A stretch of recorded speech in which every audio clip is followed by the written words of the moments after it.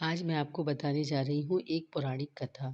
पुराणों की यदि माने तो त्रेता युग में एक बार अकाल पड़ गया था। उस समय कौशिक मुनि अपने बच्चों को लेकर निकल पड़े और भूख मिटाने के लिए वो दर दर भटकते रहे। उसके बाद बच्चों का पेट न भर पाने के कारण उन्होंने एक बच्चे को जंगल में और एक दूसरे बच्चे को राज्य में छोड़ दिया। ऐसा करके कौशिक मुनि दोनों ही बच्चों को छोड़ चुके थे और जो एक बच्चा जंगल में गया था, वो बच्चा पीपल के पेड़ के नीचे जाकर रोते हुए सो गया। सोते सोते कई दिन हो गए, सोता जागता भूखा रहता, पीपल के पेड़ के नीचे ही वो बैठा रहने लगा और पीपल के ही फल खाकर उसने अपना कई समय बिताया। धीरे धीरे करके काफ़ी टाइम हो चुका था और वो पीपल के नीचे बैठा रहता था, रोता रहता था और पीपल के ही फल खाता रहता था। एक दिन नारद मुनि वहाँ से निकले। नारद मुनि ने बच्चे को देखा तो उन्हें बच्चे पर दया आई। उन्होंने बच्चे को जाकर बताया कि तुम इस पेड़ के नीचे बैठे हो और इसके फल खा रहे हो, क्यों ना तुम इसकी कठिन तपस्या के रूप में अपनी अपने इस रोने को कठिन तपस्या के रूप में बदल दो। तो नारद मुनि की बात मानकर बच्चे ने उस पेड़ के नीचे कठोर तप करना शुरू कर दिया और वह पीपल के फल खाता और कठोर तप करता।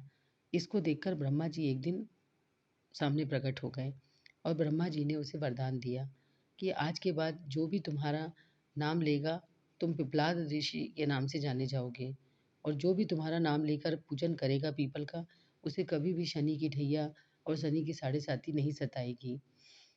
बच्चा बड़ा ही खुश हुआ क्योंकि उसको उसकी तपस्या का फल मिला था। उसके बाद उसने नारद जी से पूछा कि नारद जी, मेरे परिवार का ये हाल क्यों हुआ?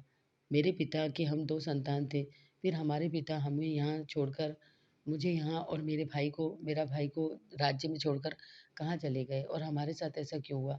तब नारद जी ने आसमान की तरफ इशारा करके बताया कि आसमान में जो ये शनि है, ये ही सबके दुःख और सुख का कारण बनते हैं और सबको दुःखों की जो महादशा चलती है, वो शनि के कारण होती है। और बालक ने क्रोध से आसमान की तरफ देखा और बालक ने जैसे ही आसमान की तरफ देखा, शनि बालक के सामने पड़े थे।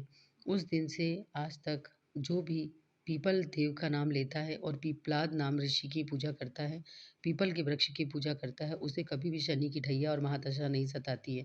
कहते हैं शनिवार के दिन शनि देव की पूजा करनी चाहिए और पीपल के वृक्ष की पूजा करनी चाहिए। पीपल के वृक्ष में सरसों का तेल लगाना चाहिए और सरसों के तेल का दीपक लगाना चाहिए और साल भर तक यदि आप पीपल की पूजा करते हैं, तिल का दान करते हैं, तिल के तेल की या सरसों के तेल का दीपक लगाते हैं, तो आपको कभी भी शनि नहीं सताते हैं। तो बोलिए पिपलेश्वर महादेव की जय।